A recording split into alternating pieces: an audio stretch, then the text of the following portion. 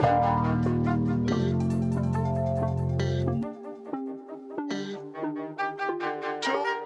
season is here. It's Monday, November 6th. Sleepers podcast. Carter Elliott, Greg Waddell. Really feels like Christmas. Feels like a total holiday to me. I'm very excited. Also, the energy just might be a little off. Just a warning to anybody listening to this, because we are 100% in scramble mode.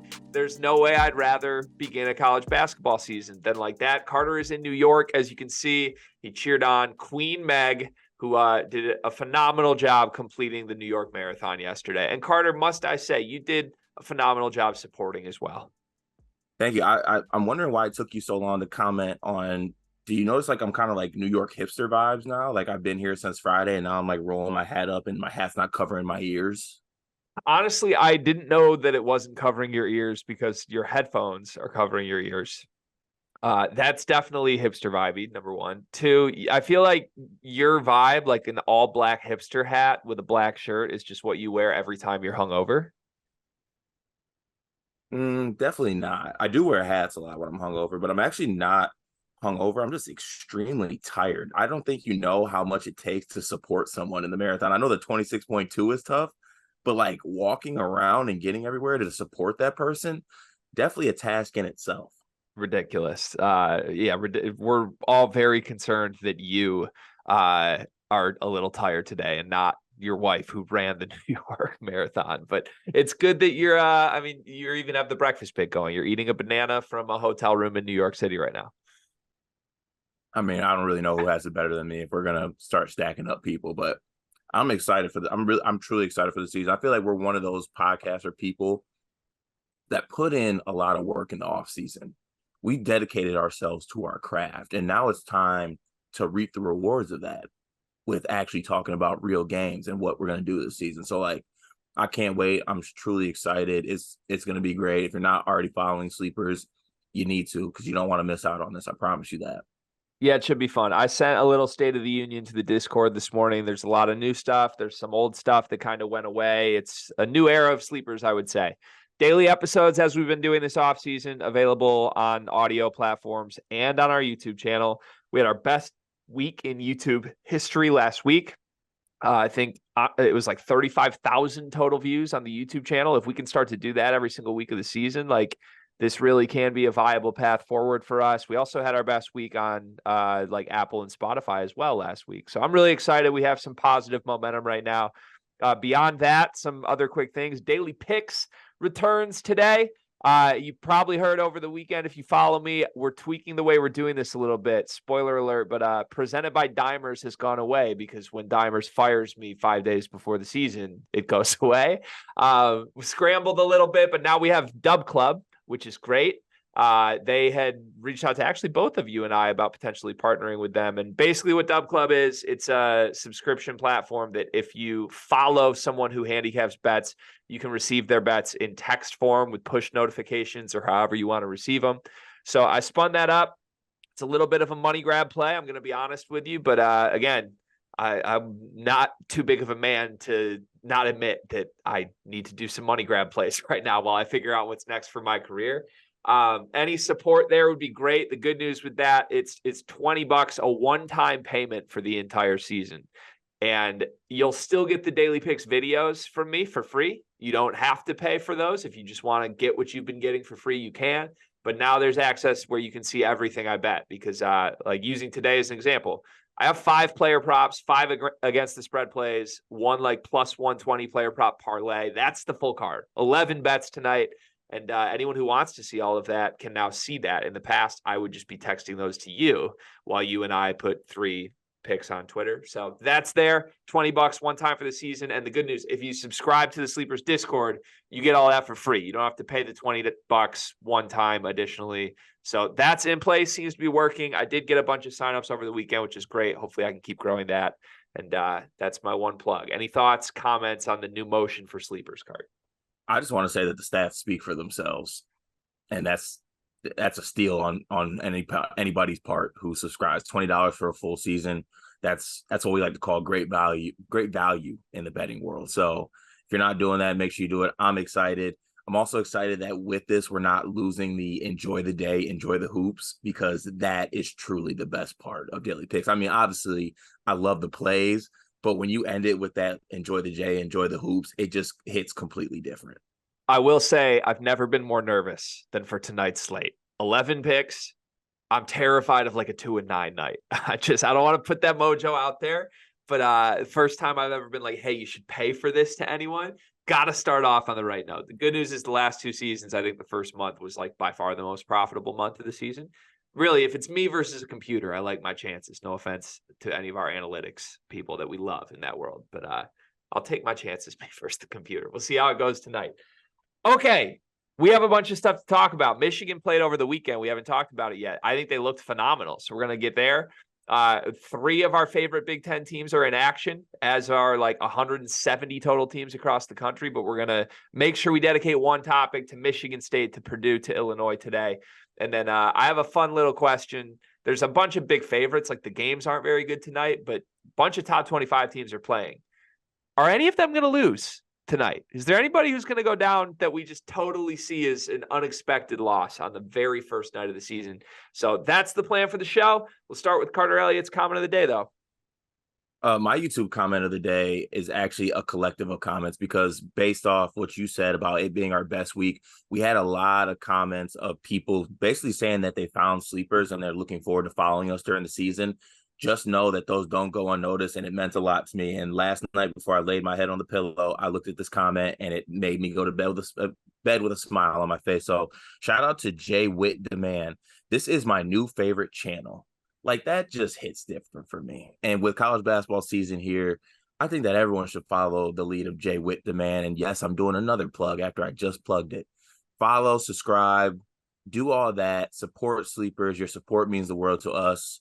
Your support is needed right now. And, you know, I truly look forward to engaging with Gregory and all of the people who follow us this season, talking college basketball. So that was one of many comments I actually saw that were big upping sleepers in YouTube, besides one person that said you should watch the games you comment on, but we're not worried about that. Yeah, I mean, mojo's good. I'll just say that. Like I said, I'm nervous for tonight, but energy's good, momentum's good. Everything sleepers right now is in a really good place, including you, by the way. Making this work in the middle of a marathon weekend is not the easiest thing, by the way. So that's not lost on me. Great job. And if you are really going to be a hipster all season long, I mean, we could be a totally different podcast by March than we are now, which is exciting to me. If I come on here with a nose ring, just know it's a cry for help, okay? No Jimmy Butler, no like hair straightener, any of that? Okay. All right. Absolutely not. Okay. Let's go into the Discord. If you want to join the Discord, it is truly the best way to support this show that we do every single day. The link is in the description of every single video that we do. It is $9.99 a month. Yeah, simple as that. We respond to every single comment every single day from the Discord, and there's a lot more exciting things going on. Like our fantasy college basketball league is run through the Discord. People are getting their own corners, their own channels made in the Discord now because they're contributing so much. It's really, really exciting stuff. Join the Discord, $9.99 a month. All that money goes directly to Carter and I, by the way. It's the only thing out there that goes directly to a 50-50 split between the two of us. Support the show, support us. We'll keep supporting you. Comment number 1 today, Tristan Freeman from Busting Brackets. Also a must follow during college basketball season, must I say.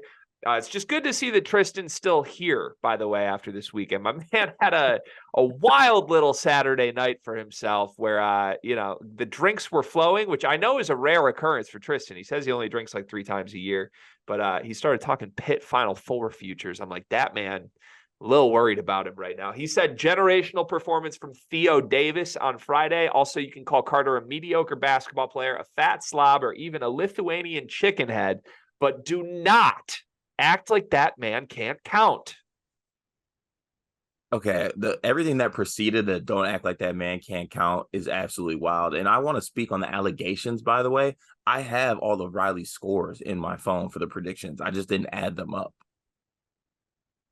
Okay. So, that's a thing. I feel like that was lost in translation with the last episode. I have the numbers for the predictions Well, then why weren't you adding them up? The whole point of, because I was like, you should count. Oh, wait, no, you shouldn't. You won't add them up. That's where I was coming from live in the show. And then you got very upset acting like you would add them up. And then you just didn't add them up. Okay, that's on me. I'm not Like, perfect. just a wild development, man. Like I clearly like really hit a personal chord there with you. And then the ball was back in your court. You're doing a great job throughout the episode. Just didn't add them up. Like we never got the climax of the show because my man didn't add them up. It is what it is. Fam33 says, love the meal answer from Bluffs. In my mind, I swear I thought he was going to try and work caviar in there somehow. The fact that he backed off lobster tail was perfect. I I'm about to change Riley's name in my phone to Bluffs, by the way. I don't know where that even came from or originated from, actually. Came from But Fam. Bluffs, did it come from Fam? Yeah, it came from Fam.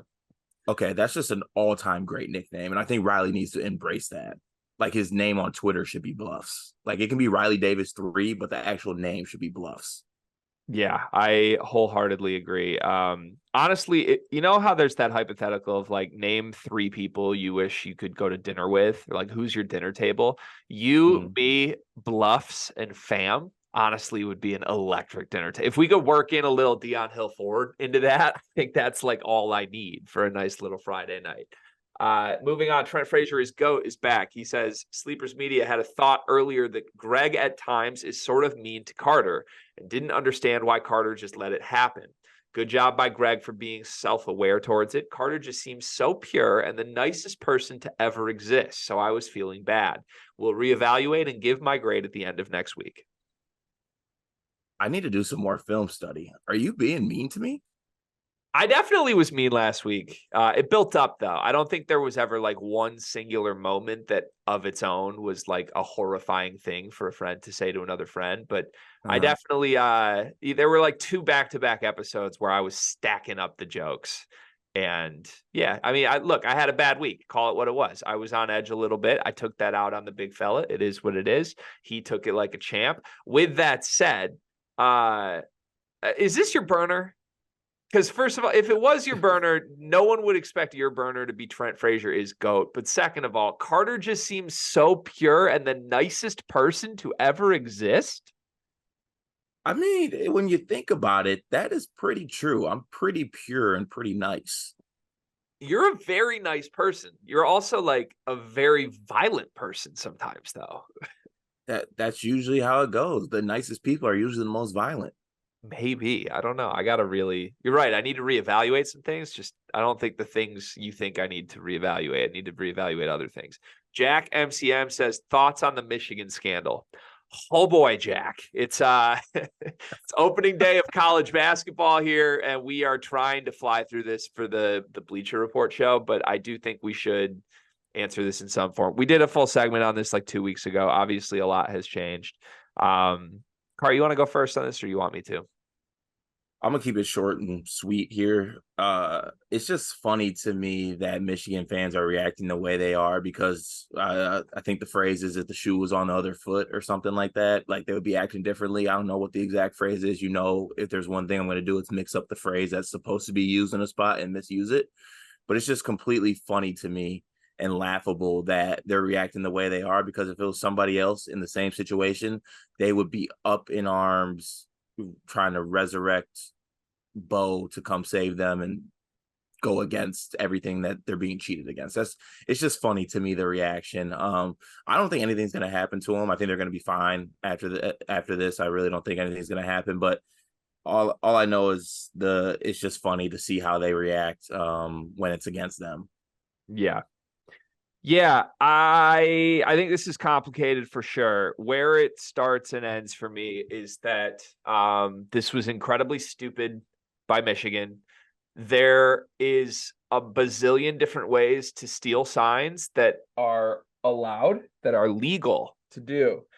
And Michigan just said, no, thanks. Let's do the most contrived, complicated, arrogant way to possibly do this on center stage. And they got caught. It is what it is. It sounds like Ryan Day had a hand in them getting caught, which is hilarious in and of itself. But like, that's not something that excuses the actions here. Like Ryan Day signaling that Michigan was doing something against the rules is hilarious and is going to lead to consequences. So I've long said I don't think Jim Harbaugh was going to be the coach here next year anyway. I think the writing is on the wall. I think it's been very naive of any Michigan fan to watch as there's a very public battle between Ward Manuel and Jim Harbaugh, and they can't come to terms on an extension. And everyone still believes like, oh, he's happy and he's going to stay in Ann Arbor. I don't believe that. Like, this man is violating every minimal NCAA rule that he can, going to war with the NCAA, never taking his medicine, never admitting any wrongdoing, because he knows he's gone. He knows this is it. He knows he has Blake Corum and JJ McCarthy. This is one final run. Let's give it everything we possibly have. Let's break every possible rule that we can. Whoops, we got caught. Like, it's going to be fascinating to see what happens. I will say this. I don't think they should necessarily be punished yet.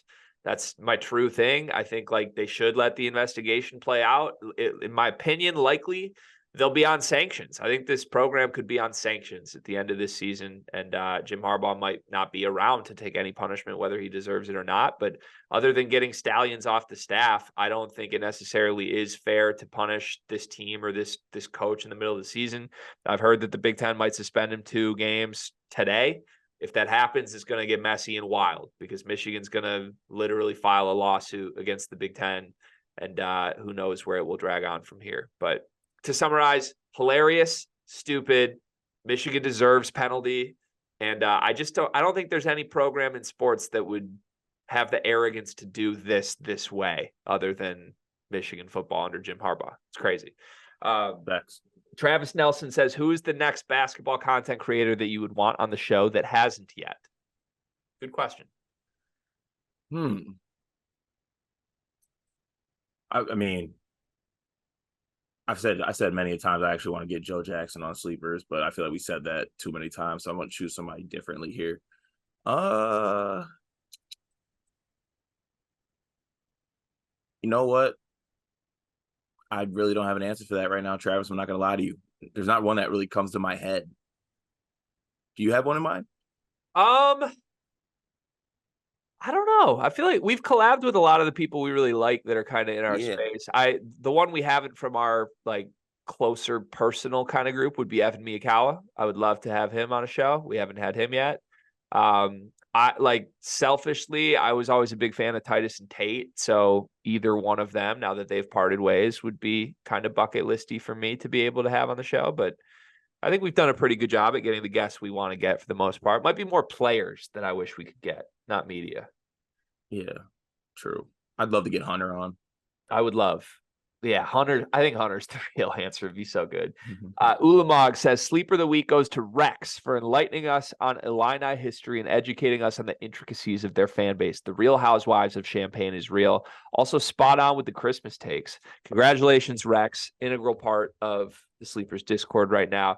Yeah, very spicy week with Illinois last week, to say the least. It's all love from our end. It truly is. It is all love from our end to Illini Nation. But ILO.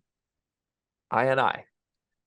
And I said honorary sleeper of the week, by the way, is Ulamog, because Ulamog had been sending his sleeper of the week on Monday mornings. He sent it Sunday evening last night, not knowing what time we would record, but he had the conscious thought that he needed to get that in before we recorded. So Ulamog, again, you make everything go, my friend, whether it's special time stamping or organizing things for us. You're the guy. And then I announced to the Discord that we were going to record in the morning and not last night. A lot of people not happy with that. Cart, the boo birds are out. Do you want to address those boos and your role in those boos? Yeah, I mean, I would like to address the fact that the reason we are recording in the morning is because of me, and I'm open to all criticism. And if anything is thrown our way because of the morning record, it's on me. If you would like to deal with it, as you guys are in the Discord, you can @ me, or you can find me if you know me in real life. I'd be happy to discuss it with you. But at the same time, I'm pretty confident in my chances against anybody in the Discord outside of Koi because of the jiu-jitsu background. But anybody else can get the smoke. Oh, boy. I love this. I love this energy. Craig Bowers is in the Discord. Shout out to Craig. Boilers in the Stands is Craig's show, along with Greg Braggs and Joe Jackson. You got to check that out. They had Matt Painter on a couple weeks ago, but the best place for Purdue focused coverage And we were guests on that show last year. It was great. He joined the Discord, so thank you, Craig, first of all. But he says, if Carter doesn't make a full-ass omelet soon on the breakfast food bit, I'm going to think he really doesn't know how to cook at all. Here we go. If there's one thing I know how to cook, Craigery, it's eggs, my friend. Whether it be sunny, over easy, scrambled, omelet, whatever, steamed, poached. I got all that in my bag. I'm special when it comes to eggs, especially if they're organic grade A, the brown ones. I'm different. So don't ever doubt me when it comes to omelets. Craigery was incredible. I really liked that. We have 3 more comments. Dad Boy from Illinois says, which Big Ten team comes out of non-conference play with the best record? Purdue has been undefeated the past 2 years, but I don't see that happening again this year. This is a schedule question, and I don't know the schedules off the top of my head, but I actually truly believe that Michigan State has a good chance to come out with the best record out of non-conference. Duke, tough, yes. Arizona, tough, yes, but I think winnable. Baylor, I'm actually starting to hear a lot of reviews that Baylor's going to be better than you and I think, Greg, but still, I think it's a winnable game. So I think that Michigan State truly has a chance to come out with the best record out of the non-conference. Yeah, I think that's an educated answer by you. I don't dislike that answer, but it's hashtag not a schedule question to me. It's Purdue has been undefeated the last 2 years question to me, and they return everybody. They're Purdue. I get it. There are concerns. I have been loud about the concerns in the last week. I'm very excited to see how Purdue plays tonight. And spoiler alert for anyone listening to this that isn't supporting financially, either through the Dub Club or through the Discord, Purdue minus 19.5 is the first play of the season. It's the very first play on my card. It is it. I am backing my Boilers. They should win this game by 20. And I think they have a great chance at going undefeated in the non-con. I think Michigan State's going to lose to Duke. Great answer great question, that boy from Illinois. 2:46 a.m. Eastern when you sent that. You're a madman, and I love that energy. Evans. Booby is back. Booby, I think Booby's going to do some creative stuff in some form for us. I told him he's been making these awesome looking graphics, and if he wanted to do a player of the day and put a Sleepers logo on it, we would certainly appreciate that and help promote it and all that. So this is the last time he's going to do his player of the day before something new. He's got Houston guard Emmanuel Sharp. This is my favorite sleeper coming into the year. Is legit Houston's best shooter and should be in for a good year. He'll be strongly in their bench rotation. Scrappy guard with a bigger body will be a very good piece for Houston this year. They're good. They're going to need him because I think there's a lot of the word's not pieces to be picked up, but there's a lot of production that needs to be accounted for that was lost last year. And I know the system. I know Samson. I always believe in those guys, like I said many a times. But there's a lot of guys that need to do a little bit more in order for Houston to continue the style and the level of winning that they've experienced over the past couple of years. So I like that shot from Booby. And Sharp's a good player. Isn't all you've ever wanted in your playing career to be referred to as a scrappy guard with a bigger body? Without the scrappy part. You just want to be a guard? Typically, in my eyes, and I know this is bad, but when you say scrappy, that means that they're not that good at hoop. Oh, I've never picked up on that. They're scrappy because they have a lack of skill, so they have to be scrappy. So you're saying scrappy, but the S is silent. Okay, that's a bar. That was kind of nice. Yes, that was nice. Oh God, college basketball's back. We're so back. We got a Craigery and a Scrappy with a silent S in the first 20. We're so back. We're back. All right, final comment from Malik Perry. Of course, it's the final comment before the first game. Malik Perry says, with the start of the season, which team or teams have to earn your trust? Who has to earn your trust, Carter? Who has to earn my trust? That's a tough. I feel like there's a good amount of teams that have to earn my trust, but I think I'll go with Kansas because I held them in such high regard, and I feel like they're the team that I've soured on the most from the moment that I picked them early on to be the number one team and the Final Four team. I've just soured on them a little bit, and I know that's harsh, and I know that's a little bit knee-jerk reaction-y, but I need to see something from Kansas. Honestly, in the non-conference, I need to see some things. So they have a lot to prove to me. Yeah, in no order for me, people or things or teams or players that need to earn my trust. Matt Painter, Hunter Dickinson, Mark Few, Caleb Love, Rick Barnes, Shaka Smart, Arizona in general. Actually, I know I kind of glossed over Caleb Love. Arizona in general definitely needs to earn my trust. Tom Izzo's rotations, Texas's backcourt, John Calipari, Brad Underwood, Greg Gard, Wisconsin in general. I think that's probably it for right now. That's okay. Was that on the top of your head? I was scrolling through Ken Palm, but like there's a lot of people that sort of need to prove it to me this year. Yeah, that is.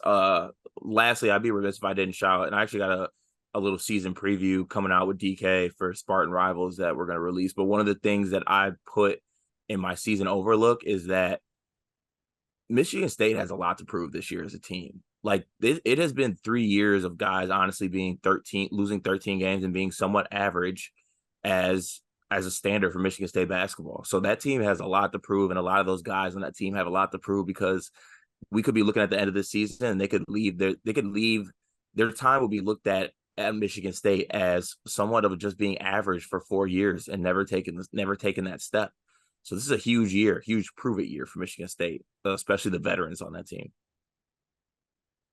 You're telling me. This is all Tom ever wanted, man. He's right here. He's got one more go round at it. One final go round at it, right? No? A couple go arounds. A couple. He'll be here for 20 more years. Okay. Got it. Yeah, can't wait. Season's here. Thanks to everybody in the Discord. Appreciate you guys carrying us through the off season. You guys gave us no shortage of content. The only reason we've been able to do this 5 days a week has been the support that you guys have given us and the collaboration, the effort. So it should be a lot of fun now that we have games to talk about and preview and recap every single night. And I said this in the Discord in my State of the Union, but my only goal truly this season is to make Sleepers, the podcast, the Discord, the community, whatever you want to call it, make it the most fun place to consume college basketball. That is my only goal. So you guys are a big part of that. I appreciate it. Cart, we got 3 topics today. I want to start broadly and then get a little narrower as we go here. There's a bunch of top 25 teams in action on the very first night of the season. It's not the greatest slate, as anybody has told you. There's a lot of loud people complaining that these games are less exciting than the scrimmages, than the charity exhibitions. There are no games featuring 2 top 25 teams in action tonight. But I think counting it up, there's like 15 teams that are in the AP poll top 25 that are playing. If you go in any betting app, pick your betting app, they're all like minus 1,000 or bigger favorites. Other than USC, Kansas State, USC's favored by 2.5 points. Every other team that's in action tonight is like minus 1,400 to win if they're the team in the AP top 25. My question to you is this. Are any of them going to lose? Is anybody going to surprise us with a loss on opening night? So I'll start by saying no. I don't think that any are going to surprise us with the opening night loss. I don't think that's going to happen. I also think the AP poll in general needs a little bounce back after the exhibition debacle where 2 or 4 of the top 5 teams lost. So they got to send a message, honestly, on day one. They can't lose one of these games. This is a statement game for the AP poll. Yeah, this is a massive opening day for the AP poll, because if one of these teams loses, like Pack Watch is official. Like we needed a statement from the Associated Press if that happens. Okay. But there are 2, actually 3 that come to mind that I look at and I'm just like, I want to see what those teams look like. And I wish I knew more about the other teams. This one specifically, I'm going to find myself diving into American University and seeing what type of players they have and seeing if they have some dogs, because they opened the season against Villanova. And I've been talking about Villanova all off season. I get what they did in the transfer portal. I get that it's year 2 of Neptune and there might be, a bounce back year, and Justin Moore's back and they get Bamba out of the portal. They get Akeem Hart. They have all these guys, right? What does it actually look like? Like, is Mark Armstrong, the sophomore point guard, actually going to take a leap? Like, there's a lot of question marks. I want to see how that team works. And I think they win that game, but I'm interested to see what Villanova looks like. New Mexico State's always a tough team. Kentucky is still going to be without Big Z. in this game. So, if New Mexico State has a good front court player, could give Kentucky trouble. I know that spread's only 15.5. So that would be the other game that I would look at. And then lastly, James Madison and Michigan State. Michigan State's going to win the game, but James Madison is actually a good basketball team. And if anyone knows Tom Izzo and knows how this guy operates, who knows what could happen in this game? We might get Carson Cooper at the 3 minutes. Like, this could be anything could happen in this game. So it scares me. Okay. We're going to do more in-depth Michigan State talk in just a moment when we move to previewing the 3 Big Ten games. But you really think this could be a close game? You really think James Madison could chippy? There's 5 minutes left. It's a 1-possession game? Yeah, 1 possession is a little bit tough. Okay. But I think this game could be within 10. You said it. You called it out, but you don't believe it. Because I'm talking can someone lose? Yes or no? I think Kentucky can lose. Okay. So talk me through this. Because is it New Mexico State, you just kind of believe in them as an opponent at this point? Or is it more concerns with Kentucky and who they are?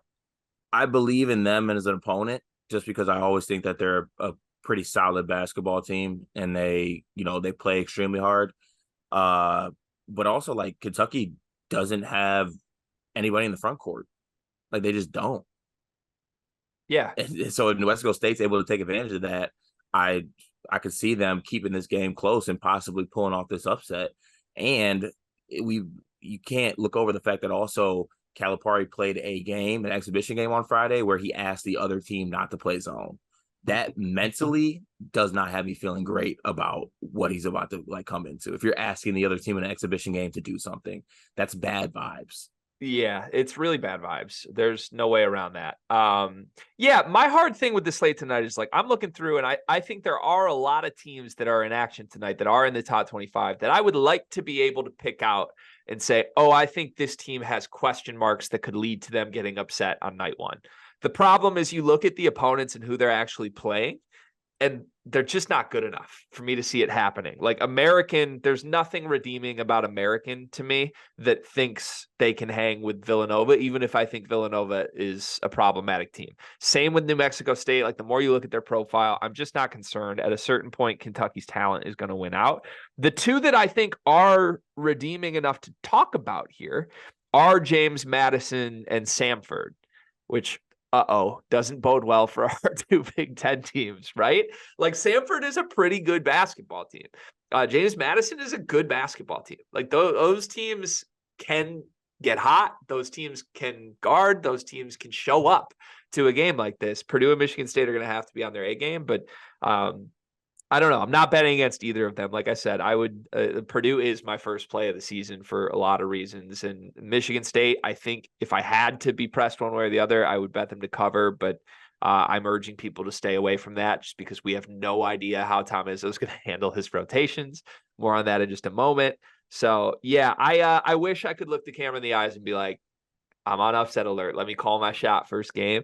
I just don't see it. What I will throw out there for anyone who is better out there, if you wanted to, you could go to basically any big sports book and put every AP top 25 team together in a parlay just to win their game. Whoever's not a big enough favorite that it's off the board. Take every top 25 team you can and mix in USC because USC is a top 25 team playing a Kansas State team that is without a couple guys, that is not in the top 25.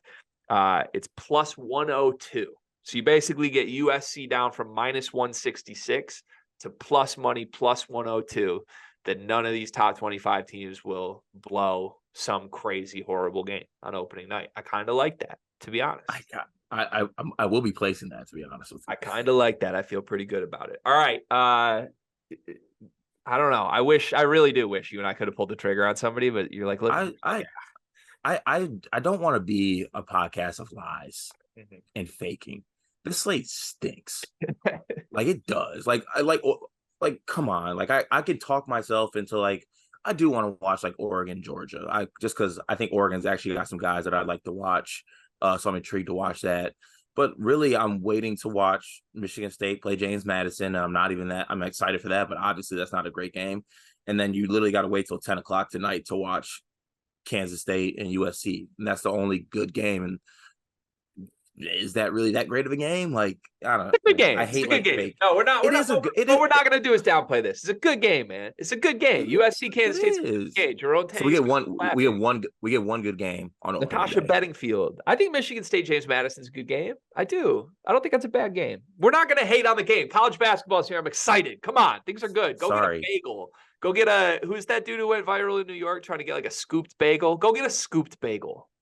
You didn't see that? I have no clue what you're talking about. No. Some weird white dude from California went viral for I probably didn't need the white qualifier, sorry. But he he went viral in New York City for going to a bagel shop and asking for a scooped bagel. And the guy at the counter was just like, I'm not scooping your effing bagel. And the guy made a video of it and was like, well, I order this in California like all the time. And like in New York, they just won't even scoop the bread out of my bagel. It was hilarious. Anyways, okay. 3 Big Ten teams are in action. We just talked about a couple of them. Michigan State, home to James Madison. Purdue, home to Samford. Illinois, home to Eastern Illinois. All 3 are huge favorites. I don't want to do like the concern troll because we basically just said we're not really concerned for any of these teams. I'm more curious, what do you want to see from each of these teams? So why don't we start with Illinois, since that's the one team we haven't talked about yet, and then work our way back to your team. Illinois, Eastern Illinois, I think they're 27.5-point favorites. The Illini are. They looked great against Kansas. What do you want to see tonight in their first game of the season? So, a couple things I want to see. I want to see Luke Goody hit shots. I think seeing him have a good shooting game would do a lot for him personally, mentally, and also just do a lot for the outlook, I think, of, Illinois' team in general. And he can go from being Luke Goody can shoot, but like wherever his stats, we believe him as a shooter, to him actually knocking down shots. We're like, oh shit, Luke Goody's a shooter. He's knocking down shots. And then besides that, I'm not going to act like Eastern Illinois is a powerhouse by any means, but I am interested to see how minutes are allocated in this game. Obviously, the exhibition against Kansas, you're playing the number 1 AP team. That's going to be coached differently than if you're playing a team like this. So I'd be interested to see the minute allocation with other guys on the team in this game, because this should be a game where everybody plays. Yeah, I agree. I think my eyes are on Ty Rodgers tonight. I would love to see Luke Goody hit shots too. I think Illinois has so many guys that do so many things. Like you can kind of pick and choose who you're looking for any given night. But I think the most important one to me in the entire non-conference slate is going to be, how does Ty Rodgers develop? It just is. Do they view him as like a top 4 player on this team that's kind of the staple of everything they do? Or is he just the guy who starts games and then is on the bench at the end of every game and he's there, but he's just not a guy. It's one of the two. Like, I don't know that it's necessarily going to be in the middle. Like, either he is one of their best players or this is kind of just an experiment from Brad. He looked really, really good in the first 6 minutes against Kansas, right? Like, he was stuffing the stat sheet. You finally saw it happen. Like, if he got a little guy switched onto him and Kansas started by guarding him with DeJuan Harris, like, he just punished him. He went right through him and got layups and dunks, and you kind of saw it. The flip is, I think smart teams are just going to guard Ty with their centers, right? Like, don't you just stick a big guy on Ty Rodgers and then you don't have to worry about anything? Yeah, and then like Ty's not going to be able to take advantage of a guy who's that big, and then obviously he's not going to blow past you, so the center can just sag on him. Yeah, and Illinois is not playing a true center next to him, so like it makes sense that you don't need to guard anybody else with the center, but. Eastern Illinois, I don't think is going to have answers to match up with something like that. So this, to me, is a game that Ty Rodgers can dominate if he's capable of dominating. I'll have my eye on him to start. Very excited to watch our Illinois. Also, just want to throw this out there. I won't be watching any body language tonight because I've been told there's no reason to be concerned about anything with Illinois. So we're just going to watch basketball tonight. That's all we're going to do. We're going to no PhD, not PhD, Greg. Just fan of the game, Greg. Yeah, just a pure fan of the basketball. I'm very excited. Illinois had a great hype video. I do want to say that. A lot of schools had like good the seasons here videos. Illinois was my second favorite that I saw. Ooh, I gotta go watch that. What was one? The team we're talking about next. The Purdue Boilermakers, baby. The Boilers, boiler up. I'm still I'm driving the bandwagon. I just like all off season, I went from like 2 hands on the wheel. Like I'm in mode. I got my playlist rocking. Like I got 3 different snacks next to me. I got a Diet Coke here and a Gatorade here. We're rolling. Then the exhibitions happened and Lance Jones was the thing. And now it's like, okay, let me take one hand off the wheel. Like I'm a little just like maybe we should go in neutral for a moment. That's where I'm at with driving the bandwagon. Still driving, just like going 20 miles an hour slower than I was. Their hype reel almost got me fully back in though. Like they did the voiceover hype reel of like, this is personal this year. And I'm in on that energy for sure. They play Samford. We alluded to it earlier. Samford is one of the few teams that a top 25 teams playing tonight that like has a pulse and is pretty good. Like Samford can cause teams problems. That's a good basketball team. They don't have a great defense. They finished a little over 200 in KenPom last year. So I think if you're looking for Zach Edey to get back on track, today could be a good game to do that. What do you want to see? Same question we did with Illinois. What do you want to see from Purdue? So this is gonna have a little bit of shock value to it. And I mean this in the nicest way possible. I'm actually have my eyes on Zach Edey and what he does in this game. Because if you think about it, like once somebody does something like 3 times or does something kind of 3 games in a row, it's not like a one-off thing. It's more of like becoming a pattern. Yes, I believe in Zach Edey. Yes, I believe that he's going to repeat as the National Player of the Year. There will be just a little crevice, a little millimeter of just what's going on if for 3 straight games we don't get not one Zach Edey domination. And he's playing another 7-footer on Samford, and Zach Loveday, I believe his name. That's your boy, correct? The Baylor transfer. I am a Zach Loveday guy. I'm not gonna lie. Yeah, Zach Loveday guy. He's another 7-footer. Played at Baylor. So yeah, it's someone who can match up height wise with Edey. I'd be a little bit like, if we're getting like 3, that's the 3rd straight game where all we're getting out of Zach Edey is like, and this sounds bad, all we're getting is like 15-10 or 15-8. Yeah. So the thing about Zach Loveday is he's Zach Loveday. Like a notable player, like fun to throw out if you're talking like, ooh, why is Samford gonna like really have a great conference season this year? Absolutely. Talk to me on some Zach Loveday. If you're talking like he's matching up with the National Player of the Year tonight, he's Zach Loveday. Like there's not, I think Edey, if he wants to, is going to be able to do whatever he wants this game. Loveday is a good player, profile guy. Like he went to Huntington Prep. He is absolutely a high major caliber big, in my opinion. He's not like a defensive stopper though, even though he's 7 feet tall. Honestly, Loveday, this might sound a little stretchy to you. I don't know. Let's see what you think. He kind of reminds me of if Mitch McGary was just like sapped of his powers, like Space Jam style.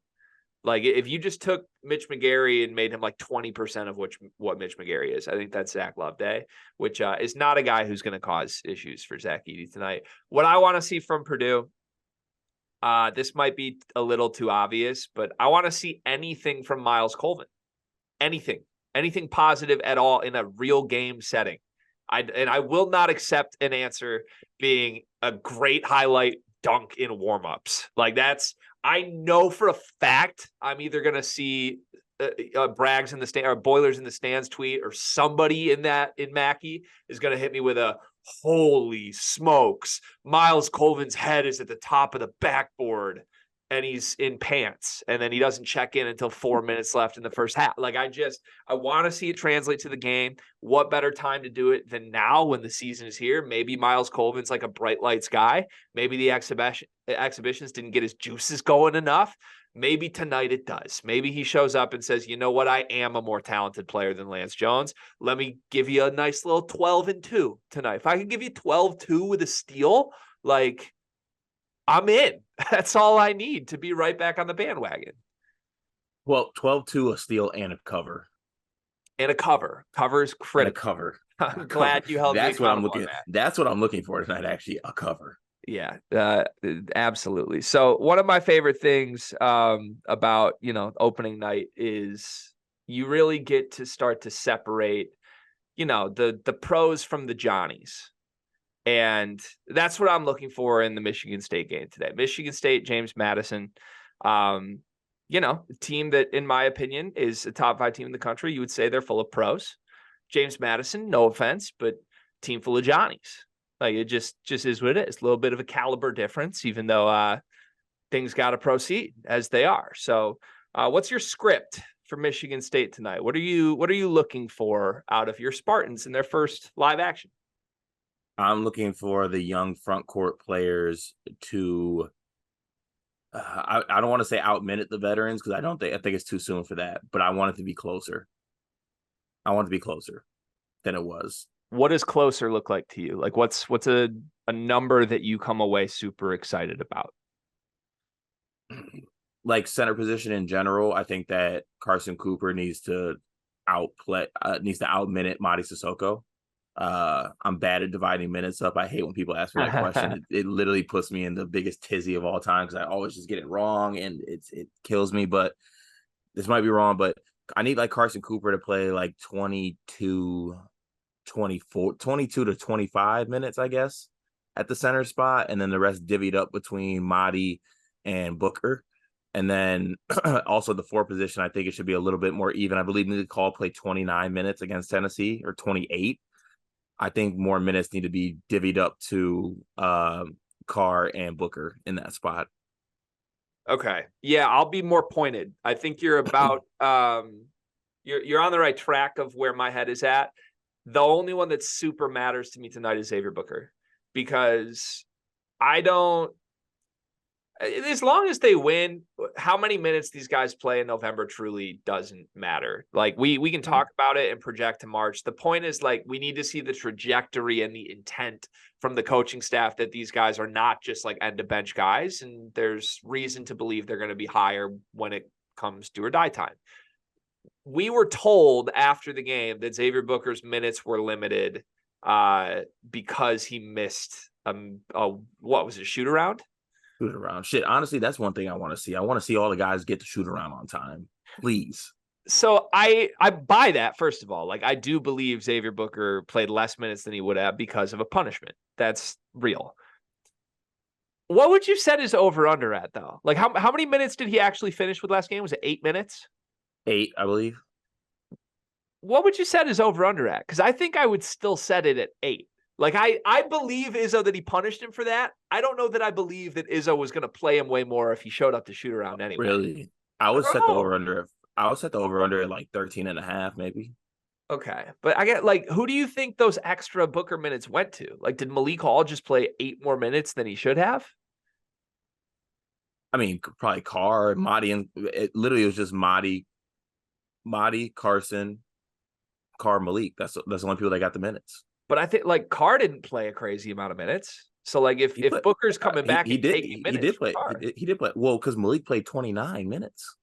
Right. But I'm just trying to do the math on it. We're not a math podcast, but it's like there's only so many minutes to go around. To me, you look at this roster, the crunch is at the 4. The crunch is not in the backcourt because all those guys, they're nasty and good and they're going to play. Like the crunch here is you have 80 minutes combined between Cooper, Mady, Carr, Booker, Malik Hall. Night 1, most of those minutes went to the guys you don't want them to go to. So again, we were told it was because he missed a shoot around. I just am skeptical. Like the more you think about it, like, okay, Izzo said he wanted to play Booker more. How much did he really want to play him? Was he going to play 20 minutes? And where did 12 extra minutes go to Malik Hall's 29? Did 12 extra minutes go to Cohen Carr? Like, can I say something that's going to hurt me to say and agree with you on in this case? Yeah. Because I actually do agree with you because in my eyes and in my experience with following a Coach Izzo-led team, when guys miss things like that, they don't play. Yeah. Like I was surprised he got in after missing shoot around. Yeah. So I tried to do my little spin zone where like, oh, he's so talented that, F shoot around. Like he's that good. Like you got to get him on the floor. We need him on the floor. But I don't know. I will be disappointed if Xavier Booker only plays 8 minutes in this game. Let's say that. I would be disappointed and sad. Yeah. My guess is that Izzo probably wanted to play him like 12 minutes, like one extra shift. Maybe he didn't check in till 8 minutes left in the first half, I think, or right around there. Like maybe like 6 minutes. Maybe he would have got a run at like the 15-minute mark if it wasn't for shoot around. But it would have been a quick run. It would have been like an in for a minute, out for a minute like Izzo does. I don't think like I'll be shocked if Booker plays like 20 minutes tonight. And I think Izzo exaggerated a little in like, oh, I punished him. Like, yeah, somebody has to get crunched, man. Like it's either Carr or Booker, and we don't want Carr to play less minutes. So I think Izzo trusts Malik Hall too much. I don't think Malik Hall is going to go from like 29 to 18 because Xavier Booker's back. But that's what I would want. I want Xavier Booker to play sizably more minutes tonight. That's the goal. And we'll see if I'm right or wrong. Kid's really talented. Crazy move by him showing up late to shoot around, though. Crazy move. Yeah. That's once again, you've reached the point in the segment of the episode where I dip into my D3 playing days. For the love of God, man, if there's one thing you want to be on time for, is get a game of shoot around. Like, that's the one thing. Crazy move. Okay. Insane move. Any final words on Michigan State? That's your team. And the season opens tonight. It should be a very special season. I know you're excited about it, as you should be. Any final words? Stay healthy and have fun, Sparty. Okay. There we are. Let's move on. Stay happy, have fun. Michigan, the Wolverines, had an exhibition on Friday. Nice Wolverine hands. I'm trying to find the box score right now. I literally can't find it. I'm just looking. But they looked really good. They looked really good. Has anyone ever told you like that might be your one like kryptonite or weakness in the college basketball finding space? Box scores. You're bad at finding box scores. There's a lot going on, man. There's a lot going on. I'm trying to like tweet out that we're doing Bleacher Report in 40 minutes. I'm trying to make thumbnails for this. So this episode can get out before games start at 4 p.m. today. I'm trying to host this show. I'm trying to do my other jobs before I actually get pushed out the door. There's a lot going on today, Cart. Respect. I found the box score, by the way, in the process of me ranting about how bad I am at box scores. Look, everyone, the story of this Michigan game, it's going to toe the lines of like, ooh, Michigan fan getting excited about Michigan. Greg's being so stupid. Everybody looked good. Every single guy on Michigan looked really good. I watched this game from start to finish. And I see, now that I saw them play a game, I see how this team beat Marquette. Like, I can see it. This team just looks good right now. And it's the guys they brought in. Trey Jackson led this team in scoring off the bench. He's coming off the bench behind T. Will right now. Trey Jackson was 8 for 10 from the floor, 3 for 4 from 3. He finished with 20 points. Doug McDaniel, like a lot of people aren't even mentioning him after this game. He had 16 points, was 3 for 5 from 3. Like, just the engine of this team offensively, 3 assists to 0 turnovers. Terrace Reed played 11 minutes, Carter. He played 11 minutes in the first half. He didn't play a minute in the second half. They gave him the superstar, like, load management thing. He finished with 13 points and 10 rebounds in 11 minutes. He had a double-double in 11 minutes in this game. He was just physically dominant. You got to mention he drew 6 fouls in that 10 minutes too. Dude, he passes the eye test. Like, he looks like Michigan's best player, and it's not close right now. Like, all the speed and the quickness for his size is just there. And look, I get it. They're playing Northwood. You can't take much from that, but you watch what Terrace Reed did in 11 minutes in this game, and you're like, oh yeah, the reports that Michigan just destroyed Marquette's front court, that happened because Terrace Reed looks like a dude who's going to do that to a lot of people. And more importantly to me, he wasn't in foul trouble and he hit shots. He was 3 for 5 from the free throw line. The stroke looked really good. He hit a 3 that didn't count because it was after they called like a screen foul, but literally he was going to shoot a 3 in the half court and he hit it and it got wiped out. So I'm buying all Terrace Reed stock I can. We haven't even mentioned Kamwa, who finished with 11 and 8 here. Hit a 3. Namari Burnett was 3 for 3 from 3 in this game. 9 points, 6 assists. Basically every single guy looks like a contributor right now. And George Washington had 12 shot attempts off the bench, backing up both guard spots. So I don't know if you've seen this. I don't know if you've seen the Matthew Lowe's ball or what, but you definitely have seen texts from me being like, holy shit, dude, I think this team can actually play. What are your thoughts on Michigan at this point? Yeah, so I did have a chance to watch the Matthew Lowe's ball of this game, and I left from that, granted, against Northwood, but like you can just see something with like this Michigan. They're not as bad as people led to be on. And I think me and you kind of got ahead of the 8 ball, letting people know they're not going to be as bad as people think they're going to be. Just know that they are not going to be as bad as people think. And the people that are putting them like between like in that Penn State, Minnesota range, like the demise, what do they say? What's the phrase? Like the demise was over exaggerated. I don't know what the exact phrase was, but like this team has something. Also, Olivia, I didn't know Olivia Nkama had 6 assists in this game too, so he was damn near flirt with the triple double, Yeah, and limited turnovers from everybody. Granted, against Northwood, not a team that can really force turnovers, but they have something. I don't know necessarily what the bench is going to look like. Trey Jackson was able to contribute, but I think he might be a starter over T. Will moving forward, just because I thought T. Will was disappointing in my eyes as far as players on the team that did something. But yeah, I left impressed with Michigan and also impressed with Northwood guard Colin Albert, who managed to get up 20 shots and was 3 for 20 from the field. That's special, kid. Just know that. Like, if you're going to go out and lose by 50, get yours. Get them up. So that is shout out to Colin special. Albert. It is special. Yeah, I don't even think we've mentioned the way I think this Michigan team's going to win a lot of games, though. We're talking all how did guys individually do offensively. This defense was smothering. Again, it's Northwood, but like it's an exhibition game. I've watched a lot of the exhibition games. I haven't seen a lot of exhibition games where the opponents just like can't even get a shot up much. Like for the first 15 minutes of this game, Northwood was barely attempting shots. That's how good Michigan's half-court defense was. And when you step back broadly and look at it, like Namari Burnett and Olivier Kamwa are elite defensive players. They just are. Like there's nothing we've seen in their careers thus far at a combined 3 different programs that have been elite defensive teams, all 3 of them, that tells us these guys aren't great defenders. Like that's the most refreshing part of it for me.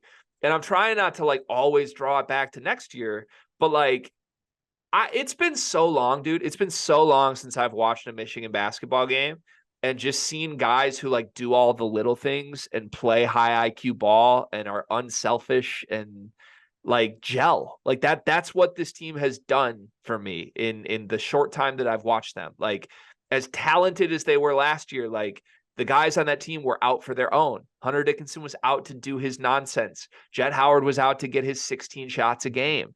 Like it just is what it is. Olivier Kamwa and Namari Burnett are staples of this team that are perfectly okay if they shoot the ball like 4 times a game. Like they don't force the issue. They let Terrace Reed and Doug McDaniel do what they need to do and be the core of this offense. But meanwhile, they both like tallied 5+ assists in this game. They both hit 3s in this game. They both capitalize when their number is called within the flow of the offense without needing to run plays for Olivier Kamwa because he needs to get his 20 to go be a lottery pick. Like that's really special to me. And I think there's the makings of that 4 being really, really damn good. Like you can look around even the top levels of this conference right now. Give me the 4 of Doug, Namari, Terrace Reed, and Kamwa. I think that 4 stacks up with everybody up to like the Illinois level. I truly believe that 4 is right up there. The question for Michigan is what do they have depth-wise? And the answer is not much. Like I'm okay right now. I'm okay with Terrence Williams starting because I think you need something that matters off the bench.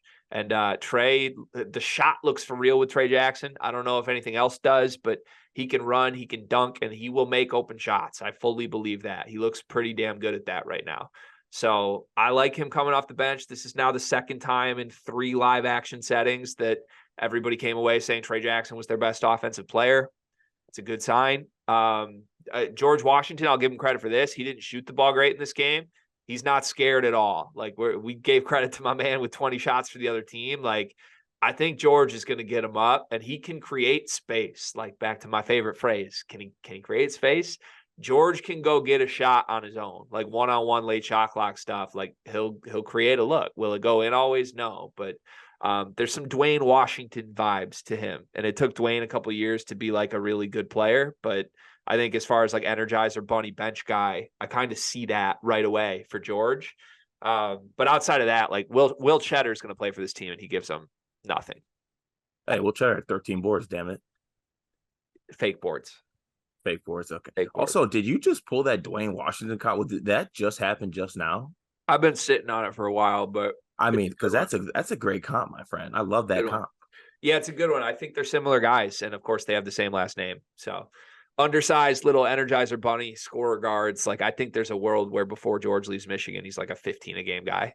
And in year 1, you just want him to contribute a little bit. And literally all he does is right now he's number 40. Namari leaves, he drops to 0, becomes number 4. Dwayne Washington was 4. He scored. I mean, the pathway is there. Everything is there. It's very special Except stuff. except his name is George Washington III. I will say this. I'm taking names. There were a lot of people. I know who you are. It's a message. I know your names. I know who you are. I have your playbook. I saw if you pick Nebraska over this team, knowing who Olivier Comwe is, I have your name. I have you on a list, okay? You're in the Notepad app. You're probably going to be in a Word document in about an hour because I need to take this more serious and migrate it from the notes to the Word doc. It's not happening. I'm sorry. Put some respect on this team. I've seen now at least every Big Ten team at least once in some form. I'm telling you, this Michigan team is way undervalued compared to where they are. Like, give me this team clearly over the Iowas, the Northwesterns, the Rutgers, the Indianas right now. Over Budarius? I love Boo, man. I absolutely love Boo. Michigan's top 4 is so much better than Northwestern's top 4, even with Boo. I'm not mad to take. That is a really solid 4. There's a lot of teams in this country that would take that 4 and ride with it. I want Kansas. Give me Kansas. I'm saying it right now. I want Kansas. I want Michigan, Kansas somewhere, somehow. I want Kansas. Give it to me. All right, that's the show today. Man, I can't wait. The season's here. This is so fun. What's your one big thing presented by Bigby? I mean, easy one for me today. My one big thing is shout out to my wife, man. Like 26.2 miles. Actually, her medal is right here, so I'm gonna go ahead and show y'all. Nice little piece of hardware for her. This is like real gold, like real solid. Like, I know there's people out there listening to this, but just know it's a really nice medal in my hand. Shout out to my wife. I am beyond proud of her. Like, I was almost moved to tears, like just how proud I was, all the hard work she put in to like do this. And she's special. And the kid is not a quitter, literally does anything she puts her mind to, which works extremely well because when adversity hits for me, I'm so quick to just like quit and give up. So like we work really, really well together. That's a very funny but also true statement. Like, there's a nice balance in your marriage there. Can you bite the medal? Can we prove that that's real 100%? Oh yeah, this is a real deal Holyfield. Yeah, let me see what we got. Oh yeah, you can hear that. Yeah. Ooh. Well done. Yeah, echo all of that. I'm incredibly impressed with Meg. Not that I haven't been impressed with just the person that she is before, but yeah, this is one of the coolest accomplishments anyone I've known personally has done. Like, I don't know anybody in my life who's ran a marathon before, and I know how hard she's worked. And I wrote this in the newsletter. We did a little marathon theme for it this week, but it was probably so much harder than I realized it was too. Like, in my head, I'm like, oh, that was probably really difficult. But like, I didn't see the behind the scenes. I didn't see the grind that went into it. I just heard texts here and there when she told us. So yeah, to see the pictures and the culmination of it all was awesome. Great job, Meg. If somehow this makes its way back to you, we're proud of you. We love you. And you're an inspiration to a lot of people out there. All right. My one big thing, let's start the season on a wives note. Different reasons I'm proud of my wife, but the little cool thing that came up, I can officially say that I'm married to a model. What? My wife is officially a model as of 4:30 p.m. Eastern today. What is she doing? Little workforce, like she got a cold email like 2 weeks ago that was like, hey, we need to basically like put together these like sales brochures and we need employee models. Like, you've been identified as someone that we are interested in. Can you do this? She was like, sure. So, okay. Model. That's great. Need some more behind the scene details on who's like the identifier. Like, did they just go to the office creep and was like, who the baddies in the office? Yeah, I'm a little concerned on that, but I also like, I don't know. I like, my wife is a Caucasian woman, but I was like, there's probably going to be just like the diversity quota jokes. Like, oh, you're doing the brochure today. Like, we need white girl. We need to check all the boxes, right? Yes. But no, I'm not minimizing a thing. She's a model and she's proud of it, and I'm proud of her. So, and you're dating a model. Hell yeah. I'm huge on my resume. I literally put together my resume last night because I need a resume now. And yeah, in like special accomplishments, the 4th bullet point says married to a model. So really excited about that. Shout out Mal. All right. College Hoops is here. You better follow us all season long because we're going to have a lot of stuff coming for you. We'll be back tomorrow on another episode of the Sleepers Podcast. Join the Discord. Join the Dub Club. Subscribe to Spartan Rivals.